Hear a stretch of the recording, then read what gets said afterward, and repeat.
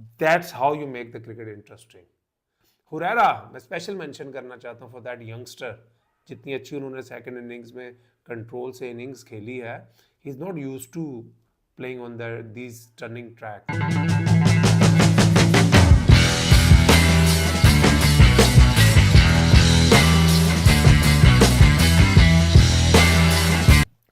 अस्सलाम वालेकुम जी, welcome to my YouTube channel. और सबसे पहले तो clapping for Noman and Sajid, क्या खूबसूरत स्पेलो बॉलिंग किया है।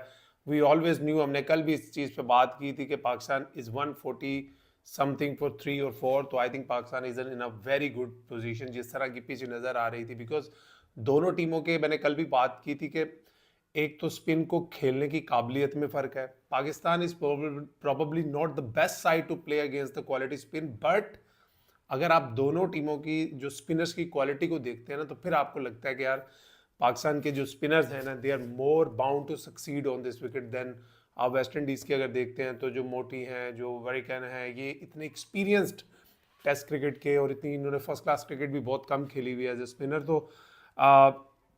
जो बेस्ट चीज़ मुझे लगी है ना आज के मैच में, जो पूरी इंग्लैंड की सीरीज में भी लगी है, वो देखिए साजिद और नुमान, ये दोनों ऑर्थोडॉक्स स्पिनर है। इनके पास कुछ ज़्यादा वैरायटी नहीं है कि कोई कैरम कर देंगे, कोई गुगली कर देंगे, या कोई दूसरा कर देंगे। कोई दे बोल वेरी सिंपल ऑर्थोडॉक्स स्पिन, एक ऑफ स्पिन करते हैं, एक लेफ्ट आर्म ऑर्थोडॉक्स करते हैं।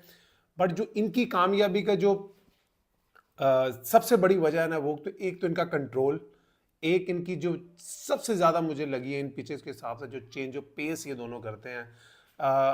इनके एक्शन से वो जो चेंज ऑफ पेस है वो चेक नहीं होती, और ये चेंज ऑफ पेस, इतना कंट्रोल, ये आप किसी भी यंगस्टर को बिठा के उसको प्रैक्टिस करा करा के उसके अंदर इंडक्ट नहीं कर पाते। ये एक्सपीरियंस से आता है, ये डोमेस्टिक क्रिकेट में हज़ारों बॉलें करने से आता है। और ये इसीलिए मैं कहता हूँ कि जब आपने डोमेस्टिक क्रिकेट में रूल रखा था ना कि 34 या 35 ईयर से बड़े प्लेयरों को, जो हम चैंपियंस कप के जो सारे इवेंट्स हैं T20 वनडे और 4 डे के, वो नहीं खेलने देंगे, हम इससे छोटे प्लेयरों को, उसी वक्त मैंने कहा था कि यार दुनिया में ये कहीं नहीं होता कि प्लेयर की एज को लेकर उसको क्रिकेट खेलने से रोका जाए।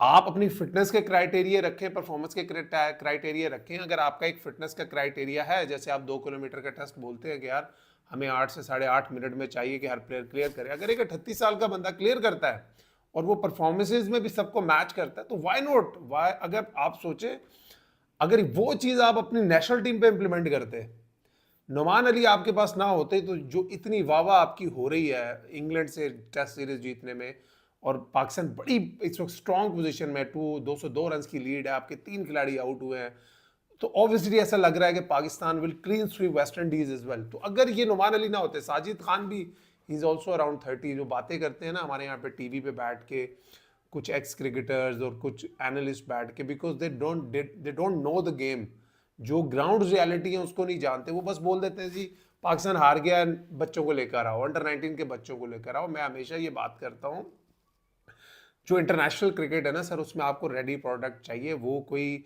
कोचिंग कैंप्स नहीं है, वो कोई डेवलपिंग स्कूल नहीं है नेशनल टीम के, वहाँ पे लाकर 18 साल के बच्चे को लाया जाए और उसको 4 साल तैयार किया जाए और फिर उसको कहा जाए कि वो इंटरनेशनल क्रिकेट में डेवलप करे। जो नुमान अली ने पिछली 2 सीरीज़ों में वो परफॉर्मेंस दे रहे हैं, उससे पहले भी वो बेचारे परफॉर्मेंस करते हुए श्रीलंका में उन्होंने इतनी परफॉर्मेंस दी थी, वो बाहर हो गए थे। वो बाहर होने की वजह क्या थी? उनकी एज।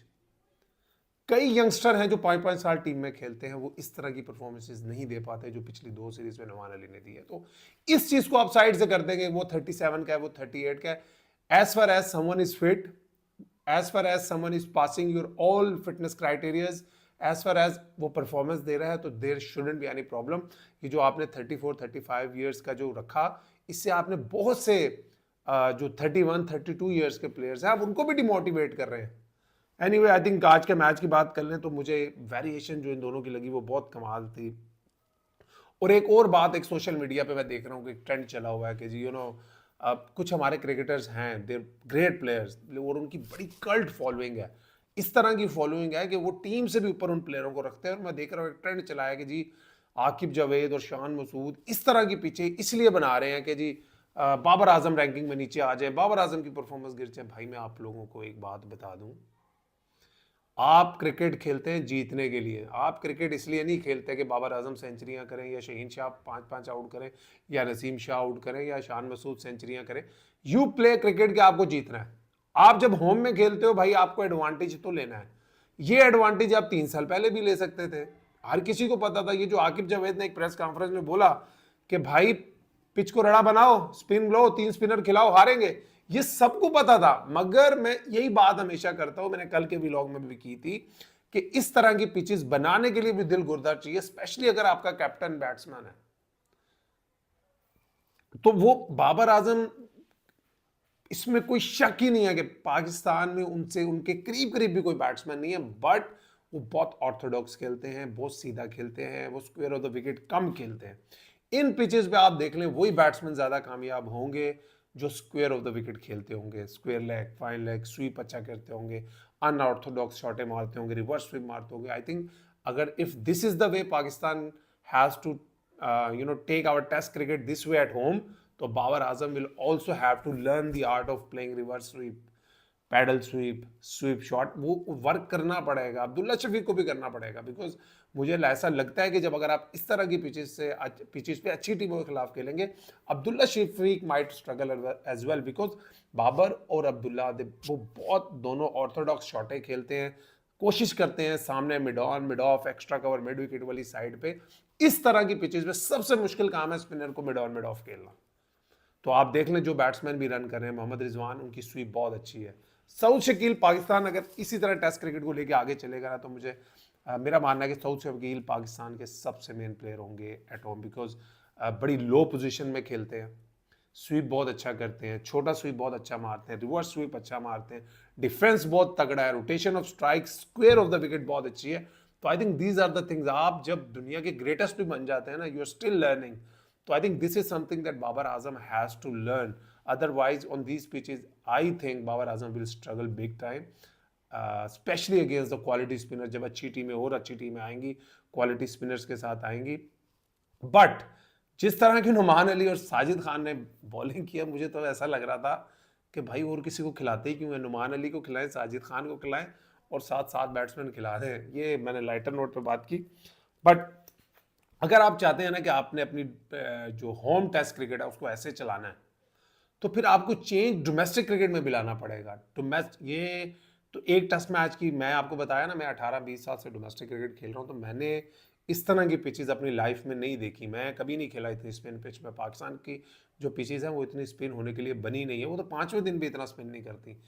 तो ये मेहनत आपको थोड़ी सी ना, आपको अपनी इन्वॉल्वमेंट डोमेस्टिक क्रिकेट में भी डालनी पड़ेगी, ताकि अगर जो नेक्स्ट साइकिल आ रहा है डोमेस्टिक उसका WTC का, उसमें अगर आपने बहुत सारे मैचेस होम पे खेलने हैं, अगर आपने इसी तरीके से खेलने हैं, तो फिर आपको डोमेस्टिक क्रिकेट से प्रोडक्ट्स भी वैसी चाहिए, आपको स्पिनर्स भी वैसे चाहिए जिन्हें इस तरह की स्लो पिचेस में, जहाँ पे आपको चेंज ऑफ पेस चाहिए, थोड़ा पेस से स्पिन चाहिए, आपको डोमेस्टिक से उस तरह के बॉलर मिले, और स्पेशली आपको रिवर्स स्विंग करने वाले बॉलर्स तो मिले, और सबसे इंपॉर्टेंट चीज आपको रैंक टर्नर्स पे खेलने वाले बैट्समैन मिले। क्योंकि अभी डोमेस्टिक क्रिकेट की अगर कोई भी आप जाके विजुअल्स देख लें, तो वहां पे घास वाले पिच होते हैं, सीम होता है, स्विंग होता है, स्पिनर्स को बहुत कम बॉलिंग मिलती है, आती है तो उनकी धुलाई होती है। तो उस लिहाज से मैं कह रहा हूं कि आपको डोमेस्टिक पे भी काम करने की जरूरत है। और सबसे एंड में आई थिंक जो पाकिस्तान ने ऑब्वियसली एक 90 रन की लीड ले ली है, और उसके बाद पाकिस्तान ने ऑलमोस्ट 202 रन की अब लीड ले ली है। पाकिस्तान के 109 पे 3 खिलाड़ी आउट हैं, अनलकी रह गए शान मसूद। आई थिंक बड़ी गट्सी इनिंग्स के लिए शान मसूद ने over the years against spin अपनी गेम को बहुत अप किया। I been playing with him since 2008। बड़े ऑर्थोडॉक्स से प्लेयर थे, लिमिटेड से प्लेयर्स थे, but how he has been improving. अगर आप आज से 3-4 साल पीछे चले जाते हैं, आप कभी शान मसूद को रिवर्स स्वीप खेलता नहीं देखेंगे। आप कभी शान मसूद को एडवांस डाउन द ट्रैक जाकर स्पिन ट्रैक्स में स्वीप तो बहुत ही कम मारते थे वो। बट दैट्स उनकी जो बेस्ट चीज़ है, जो वो लर्न कर रहे हैं, वो हर किस्म की पिच पे खेलना चाहते हैं, वो हर किस्म की पिच पे अपने आप को बैक करते हैं। ये उनका नेचुरल गेम नहीं है। जो लोग उनके साथ खेल रहे हैं 14-15 साल से, they know this is not there this is not something that comes naturally to him. Reverse sweep करना, स्वीप करना, उन्होंने मेहनत करके ये चीज़ें डेवलप की, और आज क्या कमाल और गट्सी 50 किया उन्होंने। जो 90 प्लस की हमने लीड ले ली थी, उसके बाद बड़ा ज़रूरी था कि पाकिस्तान भी कोलैप्स ना करे। आई थिंक जो उन्होंने इनिंग्स खेली, ऑलमोस्ट रन अ बॉल उन्होंने 50 रन किए और अनफॉर्चुनेटली वो डे के एंड में रन आउट हो गए। बट अदरवाइज मेरे ख्याल में अगर वो इस पिच पे 100 करते हैं ना, तो his confidence would have been sky high. वो जो उन्होंने साउथ अफ्रीका में किया है, he would have had rated this 100 a lot higher, जितनी मुश्किल ट्रैक्स में किया है। क्योंकि but for me the real difference is the spinners of the batting. Pakistan के जो स्पिनर्स का गेम है, जो स्पिनर्स पाकिस्तान के खेल रहे हैं, अभी तो इब्रार अहमद की आपको ज़रूरत ही नहीं पड़ी, जिनको मुझे लगता है कि इब्रार अहमद के अगेंस्ट वेस्ट इंडीज़ बहुत स्ट्रगल करेगा। बिकॉज आप इनकी एक हिस्ट्री है कि 80 to 70% जो इनके बैटर्स होते हैं, they can not pick the googly. अब आप आज सील्स को भी देख लें, वो कितना अच्छा खेल रहे थे, नुमान अली को भी, साजिद को भी। इब्रार आया, उन्होंने एक छक्का मारा, अगला उन्होंने गूगली किया, उन्होंने फिर घुमाया। तो इसी तरह इनके ये बैटर्स को भी इशू है। तो I think in the end of the day बहुत अच्छा दिन रहा पाकिस्तान के लिए। I think Pakistan should try and wrap up this test match tomorrow. और बड़े अरसे के बाद ना पाकिस्तान के अंदर टेस्ट क्रिकेट देखने का मज़ा आ रहा है। वरना तो कसम से भाई पहले घंटे का खेल होता था, उसी वक्त पता चल जाता था एक तो ये टेस्ट मैच ड्रॉ है, एक टीम 600 करेगी, दूसरी 600 करेगी, तीसरी टीम आके 150 पे 2 आउट होंगे, 5 दिन का खेल खत्म हो जाएगा। That's how you make the cricket interesting. आप इस तरीके से बनाए, आप हारेंगे भी सही, आपके बैट्समैन हो फ्लॉप भी होंगे भाई। हुरैरा मैं स्पेशल मेंशन करना चाहता हूँ फॉर दैट यंगस्टर। जितनी अच्छी उन्होंने सेकंड इनिंग्स में कंट्रोल से इनिंग्स खेली है, he is not used to playing on these turning tracks. वो अब आपको एक चीज़ और भी करनी पड़ेगी कि आपको अपने बैट्समैन जो आप नहीं खिलाते उनको लंबा रन देना पड़ेगा। आप सिर्फ 2-4 इनिंग्सों से प्लेयर को जज नहीं कर पाएंगे। ये बहुत मुश्किल ट्रैक्स है सर बैटिंग करने के लिए। इस पे जो जो रन कर रहा है, जो लंबी इनिंग्सें खेल रहा है, सऊद शकील खेल रहा है, रिजवान खेल रहे हैं, शान ने खेली है, hats off to them. These are not easy pitches to bat on, absolutely not. I think this is what Pakistan wants to do in future. अपने होम में टेस्ट क्रिकेट को इस तरह से खेलना चाहता है, तो we need to work in the same way in domestic cricket.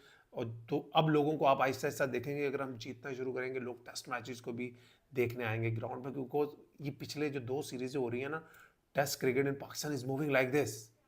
आप देखते हैं वो बैटिंग कर रहा है, 3 आउट हो गए, 4 आउट हो गए, तो गेम इज मूविंग फास्ट। जितना गेम फास्ट मूव करता है, उतना लोगों का इंटरेस्ट डेवलप होता है। अपना ख्याल रखिए। सी यू ऑल सून। थैंक